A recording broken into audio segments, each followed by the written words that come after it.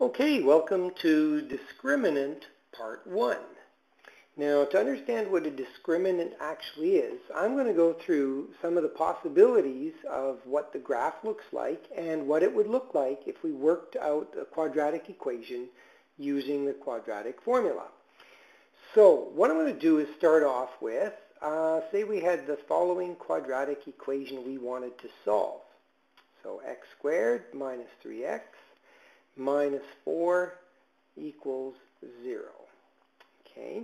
Now if I plug that into the quadratic formula, we would have negative b, so negative 3, plus or minus the square root of b squared, so negative 3 squared, minus 4 times a, which is 1, and times c, which is negative 4.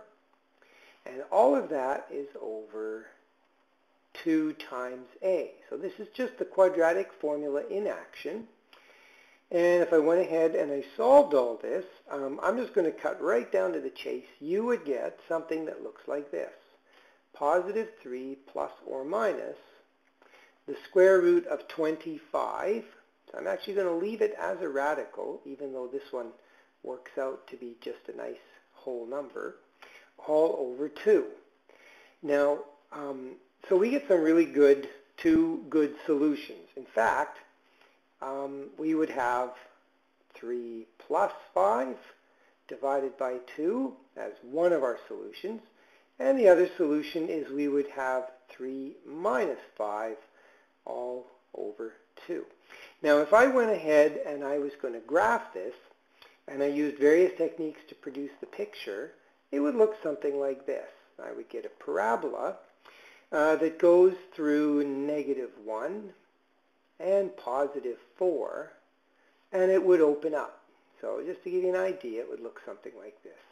Okay? Now this is by no means a perfect graph, but what's important here is we have two x-intercepts, two solutions, and we came up with two solutions using the quadratic formula. Okay. So what I'm now going to do is move on to my next situation and take the following quadratic equation.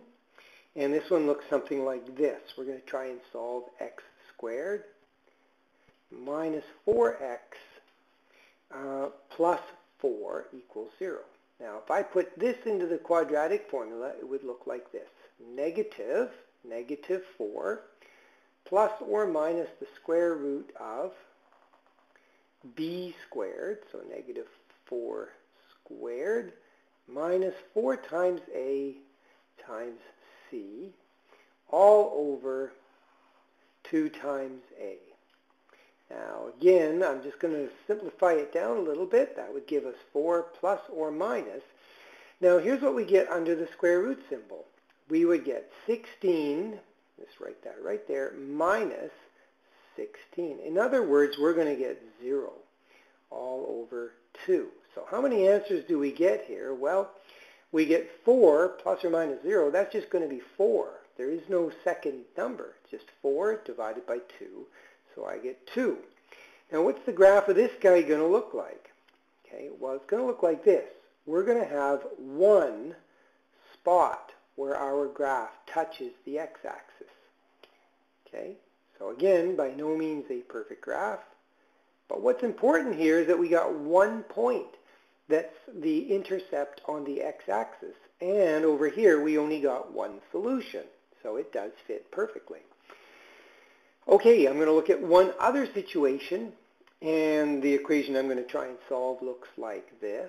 X squared minus 2x plus 3 equals 0.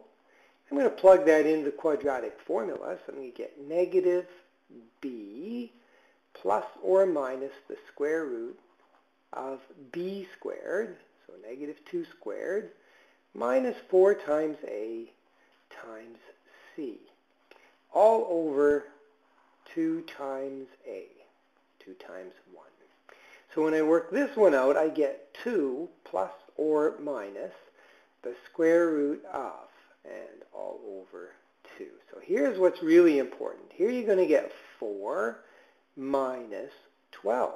Well, 4 minus 12 is negative 8. So when we look at this, we go, well, we can't take the square root of a negative number, not when we're working with just real numbers. So this would have no solutions. Now here's what the graph of this thing is going to look like. Whenever you have the situation where you have no solutions, it means you have no x-intercepts. So you're going to get a graph that might look something like this. Okay, no x-intercepts. So let me summarize what the discriminant actually does. Okay, so I'm just going to clear the screen here. Here's what the discriminant does. When we look at the quadratic formula, we have negative b plus or minus the square root of b squared minus 4ac all over 2a. Well, here's what the discriminant really is. It's this guy here. That's the discriminant. Okay? It's the part of the quadratic formula that we would square root. And if it actually exists, where we have the following situation, we plug in negative b plus or minus, and we take the square root of some kind of positive number. Okay? Some kind of a positive number, what does that tell us? It tells us that we will have two solutions, right? If you think of that first example I did, we actually got the square root of 25. We had a number here, and when you plus and minus a number, you're going to end up with two solutions. So that's one possibility. Now, I don't need the full quadratic formula. Really, all I need to know is, if that is a positive number, then I'm going to know we have two solutions. Because the rest of it, yes, I can work out what the solutions are, but if I just want to know how many solutions, all I need to know is, hey, a positive number that I'm square rooting, two solutions. If, on the other hand, I was working through this, and I recognize that I'm going to square root a 0 all over 2a, well, this 0 tells me something pretty important. It tells me that there isn't really any plus or minus any numbers. It's just going to be negative b over 2a, so that's really just one solution. So as soon as I see that I'm square rooting 0, I know there's only one solution. Now the last situation is, what if you have negative b plus or minus, and you're trying to square root a negative number? Well, you can't do that. So as soon as you realize that the thing under the radical is negative, the conclusion is, negative number, there are no real solutions. Okay? So that's kind of what the discriminant does for us. Now the discriminant, I don't need all this negative b and over 2a. The discriminant is simply this guy. So here's the definition of a discriminant. Discriminant. It's this guy. B squared minus 4ac. And it's the part that's under the square root symbol in your quadratic formula. And just to summarize it for you, the conclusion is, if it's positive, then we have two solutions, two real solutions.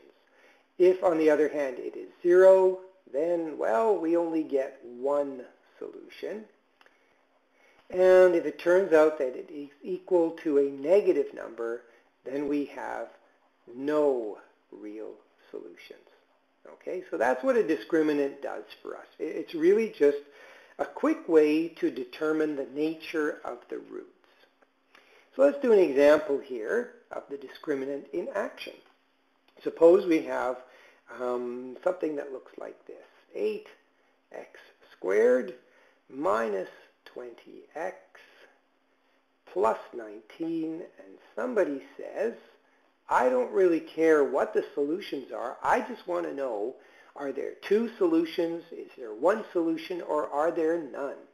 So really, all I have to do is plug this stuff into a discriminant.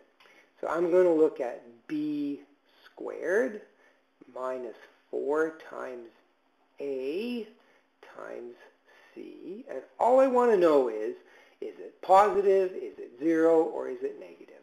So let's have a look. First number here is 400. Then I get minus 608. Now I can see already, I don't really even need to finish this. I can see we are getting a negative, number, and of course this is the discriminant, the thing we're trying to square root.